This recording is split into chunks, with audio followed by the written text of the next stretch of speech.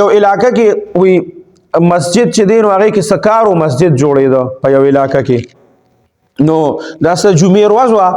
د جمعې په ورځ چې دا څنګه لکه زه تاسو ته لګیا یم نو هغه مولوي صاحب چې و نو هغه د جمعې بیان یې کو په بیان کې په آخره کې هغه مولوي صاحب وایي چې یاره د مسجد کې چې دی نو دا پلان کې کار دی او چت پیچو او هغې دپاره دونه پیسې پکار دي 15 لکه روپۍ پکار دي یا 10 لکه روپۍ پکار دي اعلان یې ویو کو وی چې دا مرګري د دې لپاره مشوره وکړي او چانده وکړي چې په دې مسجد کې دا کار وکړو وی خلک چې د جمعې مونځ شو بس لاړل هر چا د مولوي صاحب دا اعلان واورېده وی چې کله ګنټه نیمه داسې تېره شوه نو یو کس راغی وی زنانه ورسره هم وه هغې هم زړې کپړې اچولې وې او سړی دی هغه هم زړې کپړې اچولې دي وی چې مسجد ته راغی نو بیا خو چونکې خلک تلي ومانځله بیا امام صاحب په خپله کمره کې دا چا چې اعلان کړو هغه آرام کو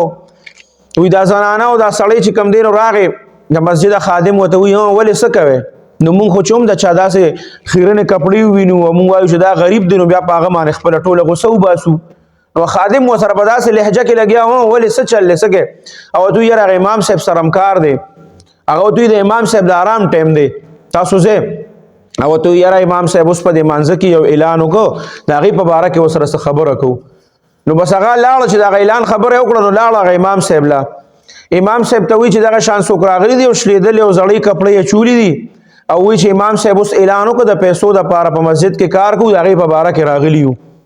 امام صاحب ورته وایي زه دغه ځای کې پلان کې دغه کې کېنوه زه درځمه چې کله امام صاحب ورغی نو سړي ته وایي څنګه راغلی وایي یاره چې تاسو اوس په مونځ کې اعلان وکړو نو زه ډېر زیات غریب یم او دغه پلان کې ځای چې تاسو به لیدلي هغې کې دا جومپړی دي دا خلک پکې اوسېږي هغې کې یو جومپړی زمونږ ده مونږ پکې اوسېږو مونږ دواړه ښځه او خاوند یو مونږ دواړو دا مشوره کړې وه مونږ دواړه چې دی د سارې خپل کار روزګار کوو زه په کورونو کې کار کوم او دی بار خپله دیاړي مزدوري کوي خو مونږ دا مشوره خپلو کې کړې وه چې دا روزانه حساب سره به د خپلې دیاړۍ نه لږې لږې پیسې بچ کوو او هغه پیسې به جمع کوو او ځان له پې چېرته ښکلې کور جوړو چې د دې جومپړۍ نه خو مونږ خلاص شو که نه نو مونږ هغه پیسې جمع کولې تر اوسه پورې نو مونږ سره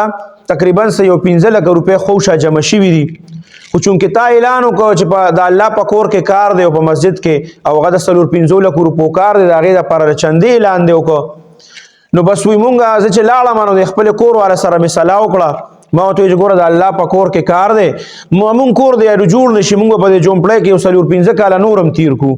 خو چې د الله دا کور جوړ شي ستا څنګه خوښه ده بس وی دا کور والا را سره هم راغله وی چې د دې نه اړوخه خبره نشته هغه ټولې پیسې هم راواغستې او امام صاحب ته مخې ته کړه وي دا پیسې ما تاله راوړي دي هغه امام صاحب وی ما چې هغه پیسو ته وکتل او ما د هغې هغه کپړو ته او د هغې هغه غریبۍ ته کتل نو وی به سترګو نه مې بې اختیاره اوښکې روانې شوې په جړا شومه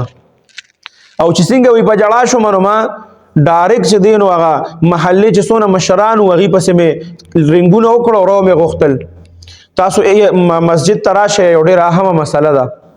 چې ټول مې راغوښتل ځان له مې کېنول ما ورته وویل چې دا غریب سړی دی او چې ما اعلان وکړو د ځان له کور دپاره پیسې جمع کړې وې تاسو د دې غربت ته خو وګورئ د کپړو ته وګوره د دواړو او هغه ټولې پیسې راوړي دي په دې باندې د الله په کور کې کار وکړه نو دا وګوره مونږ مالدار په څنګه کورونو کې اوسېږو مونږ سره څونه پیسې دي بس ویا څونه کمیټۍ والا چې مالدار خلک وو هغې ټولو ته مسجد چې څونه به هر سي هر کار تاسو پرېږدئ او مسجد ته ځان راورسوئ او ځان سره پیسې هم راوړئ مسجد دپاره چنده کوو وی هغې چې راوغوښتل بس هغه مشر پکې یو پاسېده چې مونږ د مسجد دپاره اعلان کړی او تاسو دا غریبانان دي ګوره دي دونه پیسې 15 لکه روپۍ دی ورکړئ نو مونږ نشو را جمع کولې پیسې مونږ سره څونه مالدار یو دی په دغه جومپړۍ کې اوسېږي د پیسو درک ورسره نه لګي او 15 لکه روپۍ راوړې او مسجد له یې ورکړې او مونږ مالدار یو مونږ نشو ورکولی بس وی خلک هم چې دی هغه په جذبه کې راله پیسې وي چې زما دونه چاوې زما دونه وی هغه پیسې چې ټولې راجمع شوې هغه 10 لکه روپۍ جمع شوې